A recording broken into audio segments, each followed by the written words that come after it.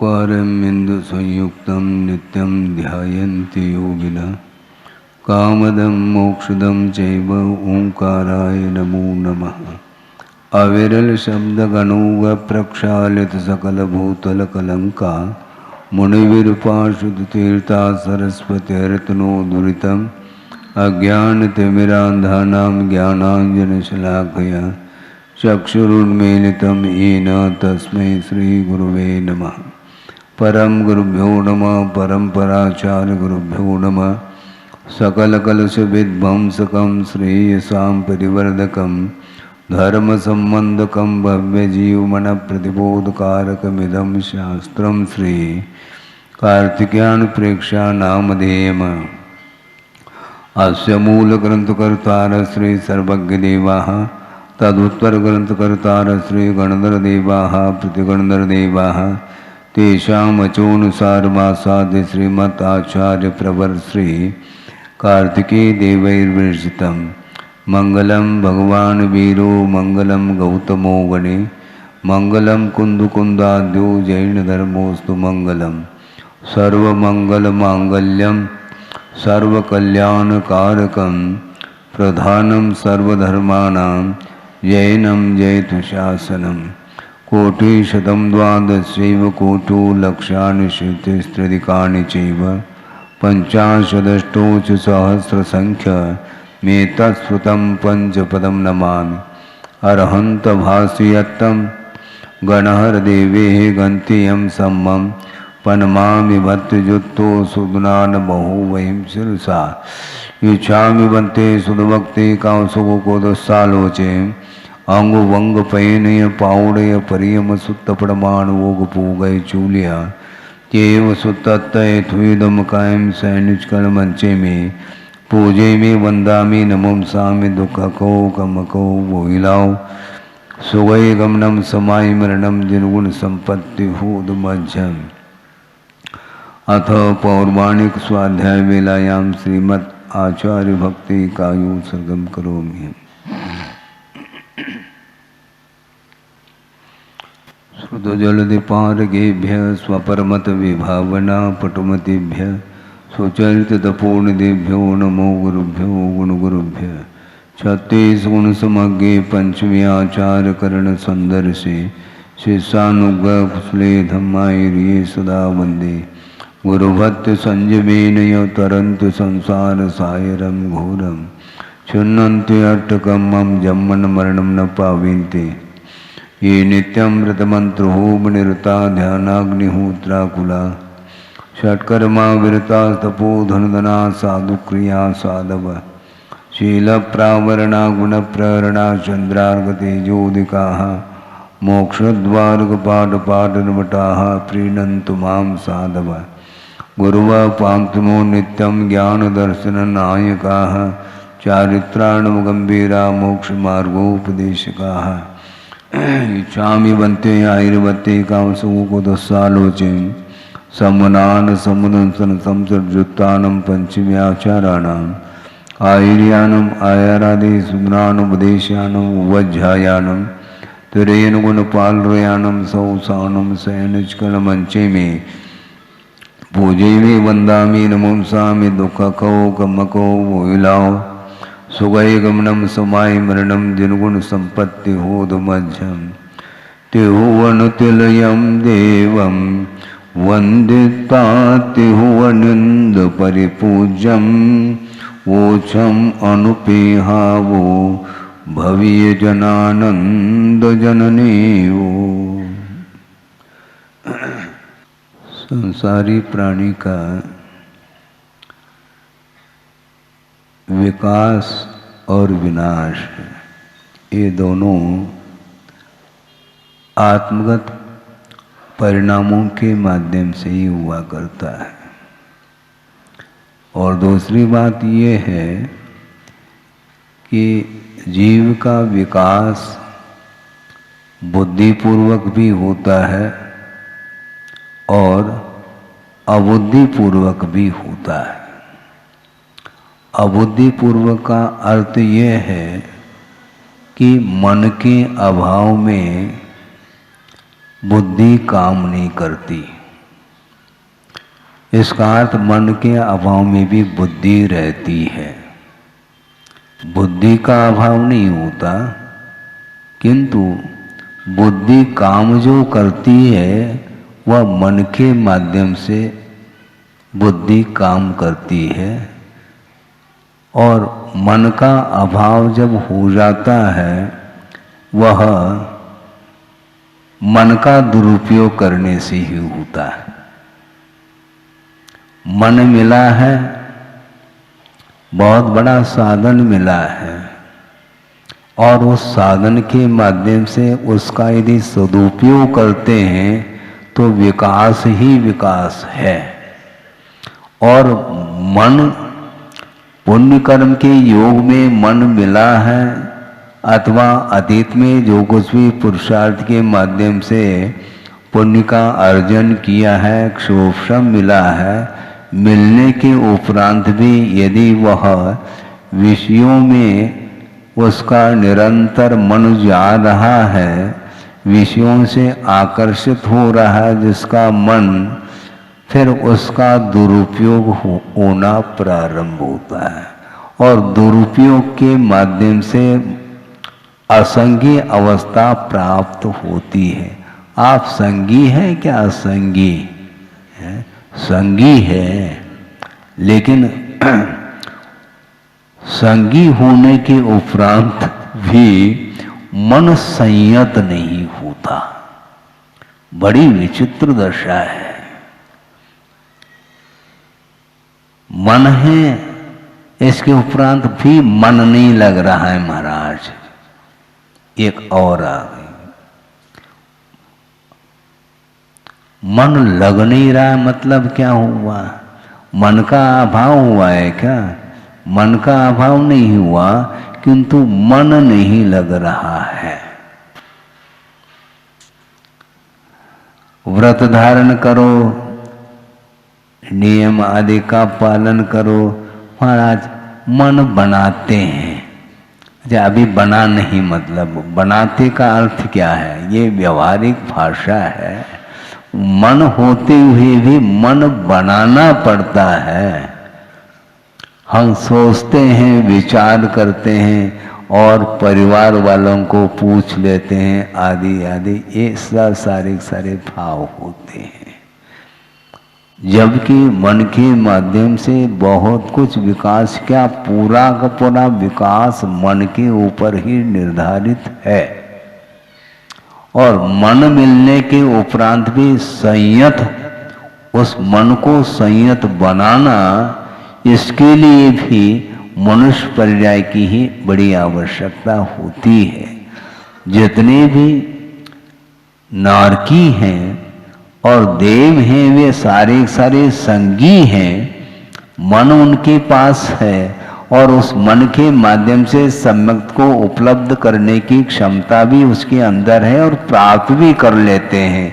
किंतु सम्यक दर्शन प्राप्त होने के बावजूद भी, द्वादशांग के पाठी होने के बावजूद भी संयम की ओर कदम नहीं बढ़ा पाते, क्योंकि अप्रत्याख्यानावर्णी का वह तीव्र उदय पाया जाता है।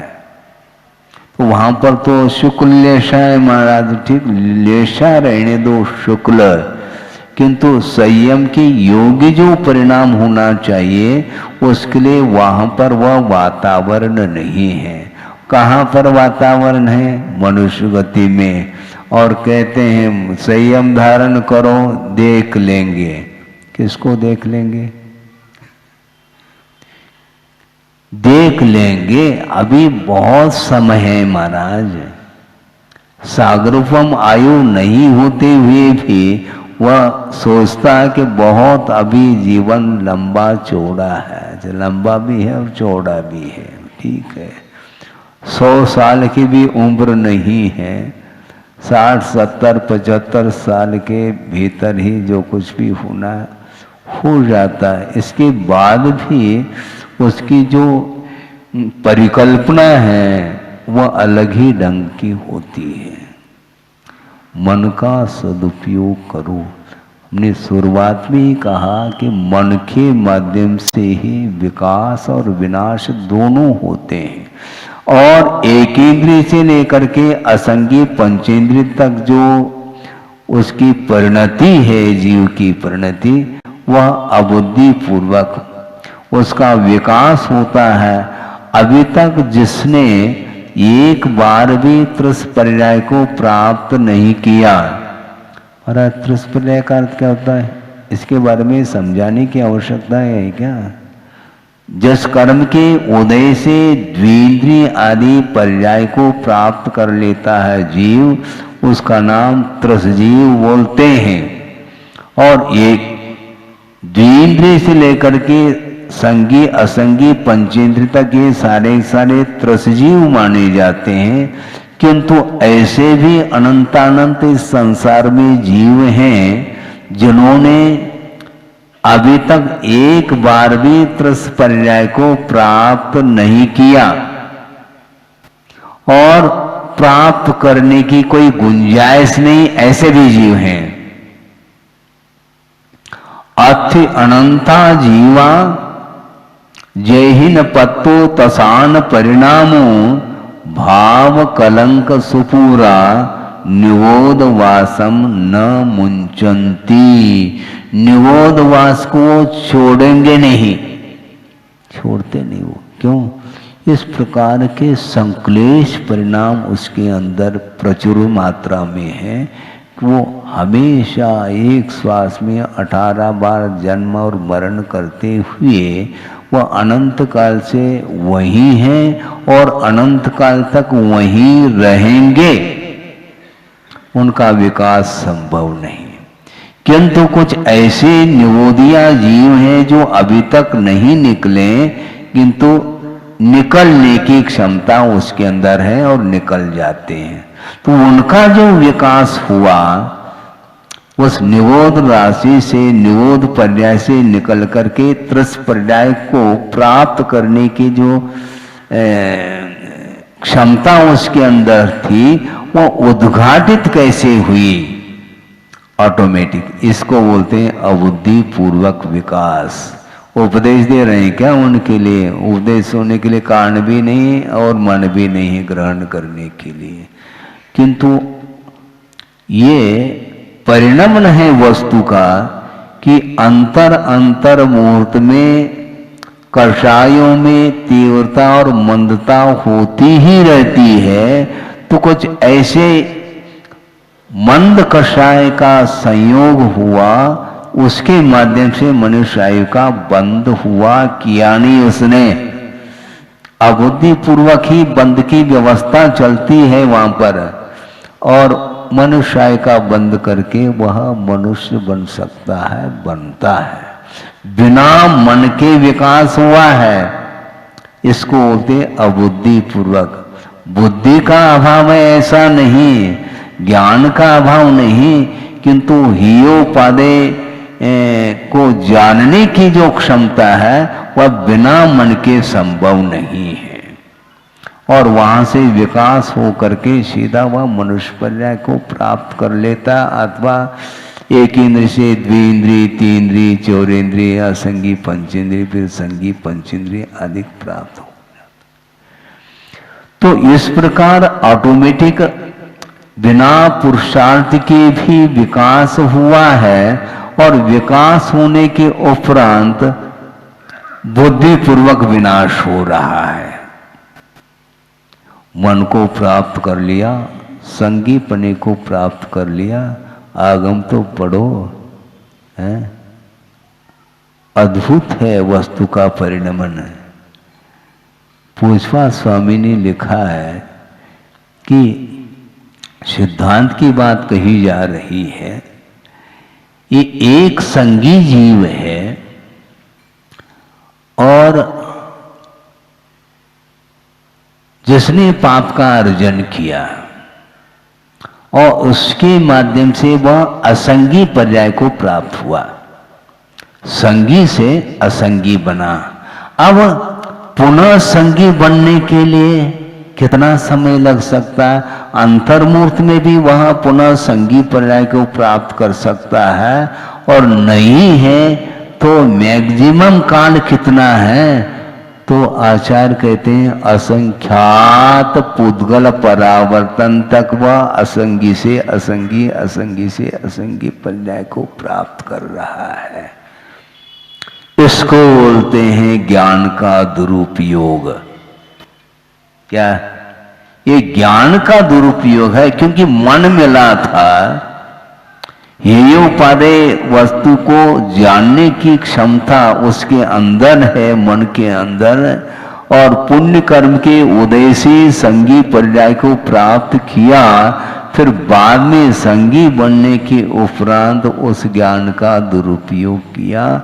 इसी को प्रज्ञा का अपराध बोलते हैं। इसका पनिशमेंट असंख्यात पुद्गल परावर्तन काल तक उसको मन नहीं मिलेगा। एक पुद्गल परावर्तन में असंख्यात 24 व्यतीत हो जाते हैं। अर्ध पुद्गल परावर्तन का जो काल है उसमें असंख्यात 24 ही हो रहे हैं, उससे ठीक दुगुना एक पुद्गल परावर्तन में, और ऐसे असंख्यात पुद्गल परावर्तन काल तक उसको संगीपना प्राप्त नहीं होगा। इसके उपरांत भी वैराग्य नहीं होता है। ये आगमकार कह रहे हैं, श्रद्धा करेंगे तो ज्ञान प्राप्त होगा। है? हमें ज्ञान है क्या पुद्गल परावर्तन कितना काल होता है, क्या होता है? ये सारा सारा विषय प्रत्यक्ष ज्ञान का विषय है। असंख्यात को पकड़ने की क्षमता मत ज्ञान श्रुत ज्ञान में नहीं, उसके लिए प्रत्यक्ष ज्ञान की आवश्यकता है। और असंख्यात को पकड़ने की क्षमता अवधि ज्ञान में है, किंतु अनंत को पकड़ने की क्षमता केवल ज्ञान में है। तो असंख्यात पुद्गल परावर्तन बहुत लंबा चौड़ा दीर्घ काल माना जाता है। इतने दीर्घ काल तक वह बिना मन के अनंत दुख का अनुभव किया, उसके बाद वह ऑटोमेटिक संगी पर्याय को प्राप्त कर सकता है। तो किसका परिणाम है ये? पाप का जो बंद होता है वह अपने आप नहीं होता, ये ध्यान रखो। अपने आप नहीं होता। अपने आप जो हो रहा है वह अबुद्धि पूर्वक हो रहा है, किंतु बुद्धि पूर्वक जो पाप का बंद होता है वह किसके द्वारा? बोलो। सुनो तो, मन के द्वारा होते हुए भी मुक्त होने वाले मुक्त हो रहे हैं। पाप का बंद किस कारण से हो रहा है इसको बताना है आपको। ये परिणाम तो है। ये परिणाम क्यों हो रहे हैं? तो क्या उत्तर है? बाकी सब पे वो आसक्ति क्यों? वस्तुतः ये इच्छा क्यों होती है? इसके लिए कारण क्या है? वस्तुतः बंध के लिए कारण संयोग है, ये बताना चाहिए आपको। बिना संयोग के बंध नहीं हो सकता। स्निग्ध रूक्षत्वाद बंध, जिस प्रकार ये व्याख्यान किया है, परमाणु में स्निग्धत्व गुण भी विद्यमान है और रूक्षत्व गुण भी उसमें विद्यमान है, और उसके कारण बंद होता है। ये कहा उसी प्रकार जीव में रागादिक भाव होते हैं, उस रागादिक भाव के कारण बंद होता है, और बंद जो होता है संयोग के कारण होता है। और राग भी जो होता है वह अकेले में नहीं होता है, ध्यान रखो। किसके साथ राग करोगे आप? जहां संयोग है वही राग है। इसलिए वो संयोग के कारण अनेक प्रकार का दुख का अनुभव करना पड़ता है संसारी प्राणी को। आप लोग सामायिक पाठ में पढ़ते हैं, इसके बाद भी संयोग से छुटकारा नहीं मिल रहा है। पाठ करने मात्र से थोड़ी होने वाला है। पाठ करते चले जाते हैं और सपाट होता चला जाता है वो। है? संयोग तो दुख बनेक भेदम कहा। अनंत दुख का अनुभव जो कर रहा है संसारी प्राणी, वह किसके कारण? संयोग तो। और संयोग किसके कारण होता है? राग के कारण होता है। इसलिए विषयानुराग से हमेशा आपको ऊपर उठना चाहिए। धर्मानुराग के चक्कर में विषयानुराग भी हो सकता है। ये चर्चा कल मध्याह्न में चली थी। हाँ, गुरुदेव ने ये कहा था धर्मानुराग करो, यानी धर्म के प्रति अनुराग होना चाहिए। और धर्म के प्रति अनुराग का अर्थ जो धर्मात्मा है उसके प्रति अनुराग होता है, क्योंकि धर्म के बिना धर्मात्मा संभव नहीं। न धर्मो धार्मिक बिना कहा। धर्मात्मा के बिना धर्म कहाँ ढूंढेंगे आप? तो धर्मात्मा के प्रति अनुराग होना चाहिए, प्रमोदभाव होना चाहिए। किंतु उसमें यदि लगाव हो गया तो बस फिर वह स्नेह चालू हो जाता है। फिर उसके माध्यम से संयोग प्रगाढ़ होता चला जाता है। ये संबंध ठीक नहीं है। और संबंध में वह संसारी प्राणी आनंद का अनुभव करता है। सोचो, विचार करो। एक का संबंध कर दिया और बस खुश है, वो टेंशन फ्री हो गया महाराज, जैसा वो बोलता है। तनाव मुक्त हो गया, मतलब एक को तनाव में तनाव दे दिया, एक के लिए एक को संसार में प्रवेश कराया और वह आनंद का अनुभव करता है। इसी का नाम अज्ञान कहा है। ध्यान रखो, संयोग के कारण दुख होता है और उसको संसार में प्रवेश कराया अर्थात संबंध कर दिया। तो संबंध वस्तुतः सुख के लिए कारण है क्या दुख के लिए कारण? इसको सोचने की आवश्यकता है। अभी तक सोच नहीं पाए आप लोग हैं?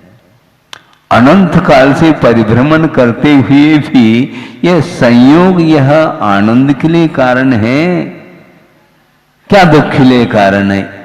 इसका अभी तक जो है ना निष्कर्ष निकाल नहीं पाए आप। शारीरिक और मानसिक जो सुख है वह सुख नहीं, सुखाभास है, ऐसा उस श्लोक में कहा है। यदि आत्मिक सुख को प्राप्त करना चाहते हो तो मन से, वचन से, काय से संयोग को समाप्त करो। परिवर्जनीय असौ संयोग, ऐसा कहा।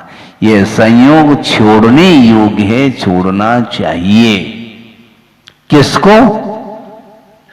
जिसको आत्मिक सुख प्राप्त करना है उसको ये संयोग दूरतः छोड़ देना चाहिए। और संयोग के कारण ही दुख होता है। और संयोग जो प्राप्त करता है वह राग के कारण होता है।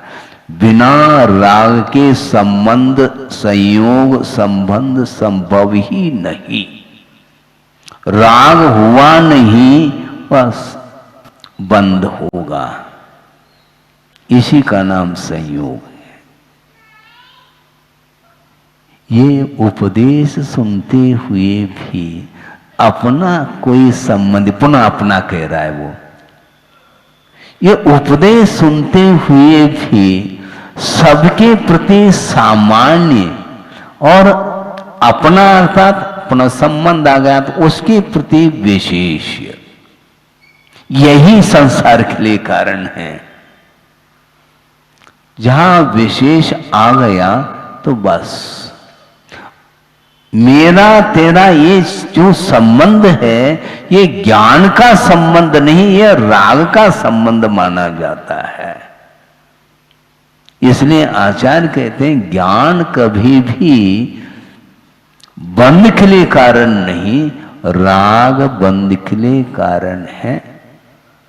और वह विशेष रूप से संसार के लिए जो कारण होता है वह विषयानुराग माना जाता है।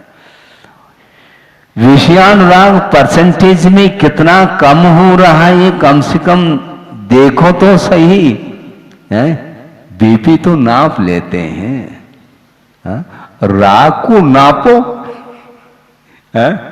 राग बढ़ रहा है, हाय क्या लो, राग कम हो रहा है तो बहुत अच्छा है।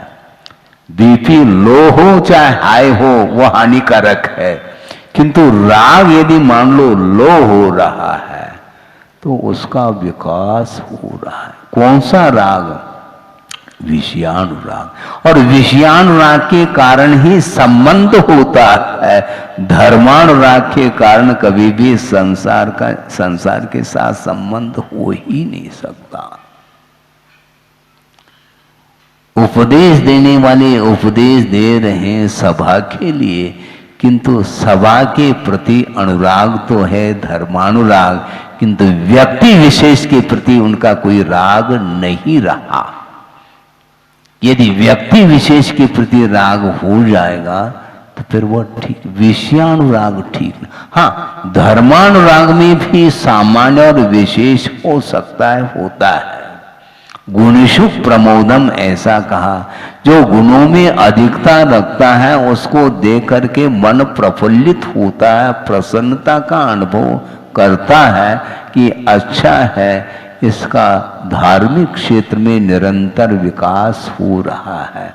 उसके प्रति विशेष रूप से तत्व चर्चा आदि करने की एक इच्छा जागृत होती है, क्योंकि उसके माध्यम से तत्व चिंतन बढ़ता चला जाता है।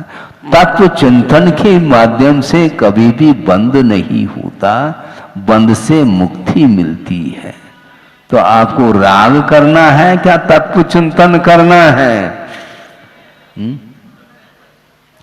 द्रव्य का चिंतन करो, ये द्रव्य नहीं, द्रव्यता धन, धन के अर्जन के लिए इन प्रकार से वह निरंतर चिंतन मग्न है। किंतु आचार्य कहते हैं द्रव्य अर्थात वस्तु, वस्तु के स्वरूप के बारे में चिंतन करो तो संबंध टूट सकता है।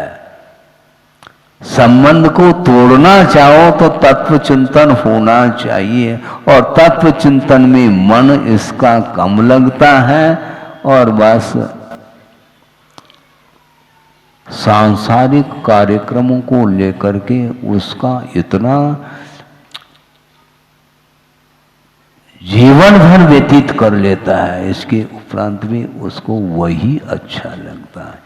यो यत्र रमते तस्मात् अन्यत्र स न गच्छति, जो जिसमें रममान है उसको छोड़ करके अन्यत्र उसका मन नहीं लगता। मोबाइल देख रहा है, कौन आ रहा है कौन जा रहा है उसको ख्याल ही नहीं, बस वो उसमें रम गया है। अन्यत्र स न गच्छति, घंटों उसमें उसका समय व्यतीत हो रहा है, और राग में ही उसका समय व्यतीत हो रहा है, और जितने काल तक, दीर्घ काल तक उसमें अपना उपयोग बनाए रखता है उस राग में, वो निरंतर वह कर्म का बंद करता ही चला जाता है। ये बताने के बाद भी उससे हटता नहीं। वो महाराज उपदेश दे दो, 6 महीने होने जा रहे हैं, ध्यान रखो, लेकिन मोबाइल छूटा है किसी का? किसी का नहीं छूटा होगा मेरे ख्याल से। एक व्यक्ति भी एक्सेप्शन में नहीं आ सकता। व्रती हो तो हम मान लेंगे, लेकिन उसमें भी ओम शांति है। हाँ, बहुत कठिन है ये। अब व्रती होने के उपरांत कोई व्यापार तो करना नहीं, उसके बाद हलो हलो का क्या मतलब निकलता है? किसके साथ संबंध रखना चाह रहे हैं आप? एक व्रती के साथ संबंध रखे, तत्व चिंतन करे ना, लेकिन करने नहीं देता वो मन आपे में नहीं है तो मेरे वश में कैसा आ सकता? आपका मन नहीं आ सकता। इसलिए संयोग के माध्यम से दुख उत्पन्न होता है, ये मेन कारण है। आसक्ति जो बढ़ रही है वह संयोग के कारण है। इसलिए असौ संयोग त्रिधा परिवर्जनीय, मन से, वचन से, काय से, कृत से, कार्य से, अनुमोदन से, नवकोटि पूर्वक ये संयोग को छोड़ो, ये कहा जा रहा है आगम में। उसको कोई सुन ही नहीं रहा है। घंटा आध घंटा सुन लेते हैं और पुनः उसी में उस संबंध के साथ चलते हैं। आपका संबंध टूट नहीं रहा। महाराज हम जा रहे हैं, कहाँ? जहां से आए थे वहां।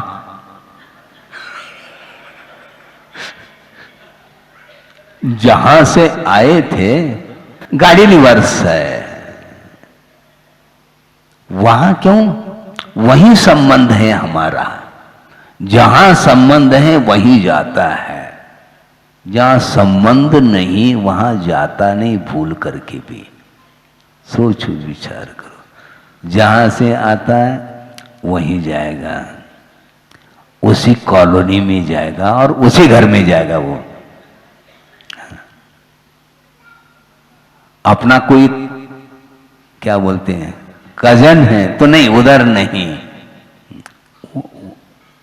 एक दीवार उस तरफ है, वो हम इस तरफ है ना, इतना हमें ध्यान है। कहां पर प्रवेश करना, प्रवेश द्वार आपको ध्यान है। इसको बोलते हैं संयोग। चेतना, चेतनात्मक जो पदार्थ है उसके साथ संबंध जोड़ देता है। सुनो, संबंध जोड़ देता है। असंगी अवस्था में जो संबंध है वो एक खास संबंध नहीं, खास से यदि संबंध है तो मन के साथ संबंध जुड़ा हुआ है। वस्तुतः सही भगवान का दर्शन करना चाहो तो राग को समाप्त करो ना, अच्छे ढंग से वीतराग छवि का दर्शन हो सकता है।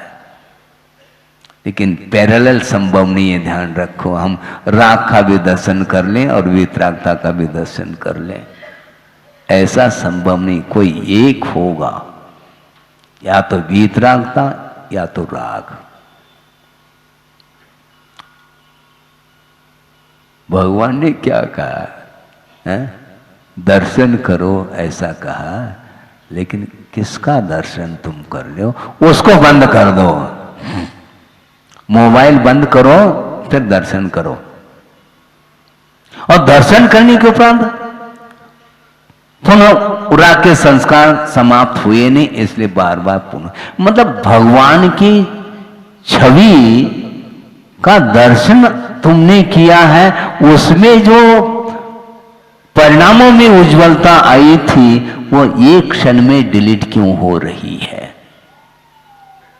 ये राग का संस्कार, इस पर वीतरागता के संस्कार एक क्षण में समाप्त हो सकते हैं।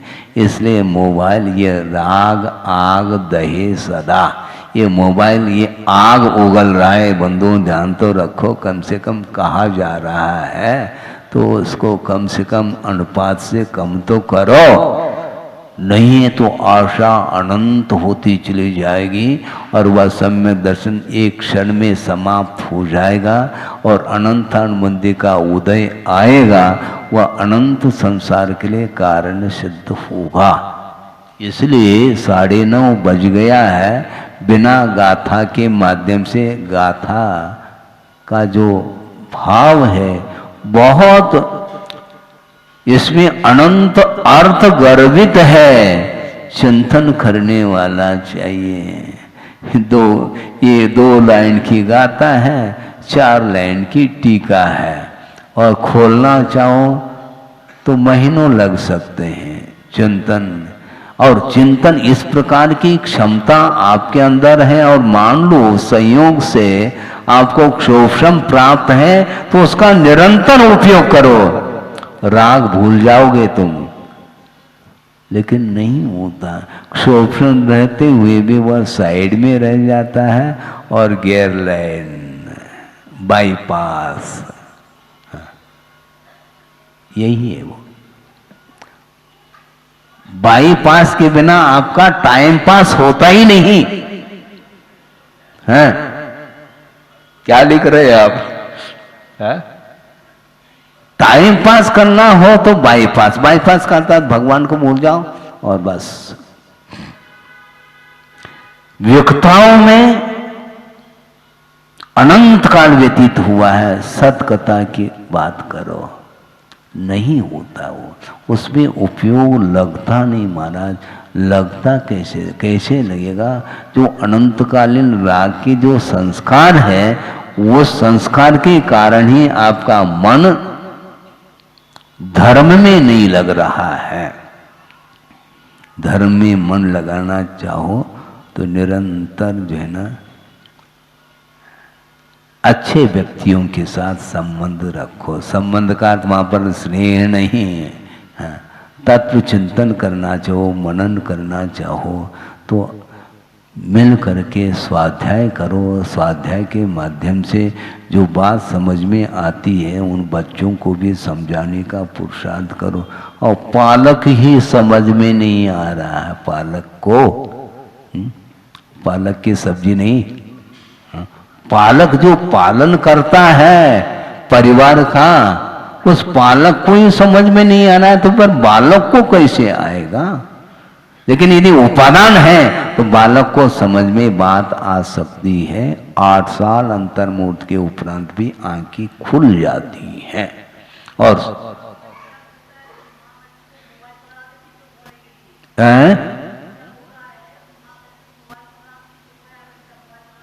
हाँ, ये उसकी कुशलता है, मतलब माँ की।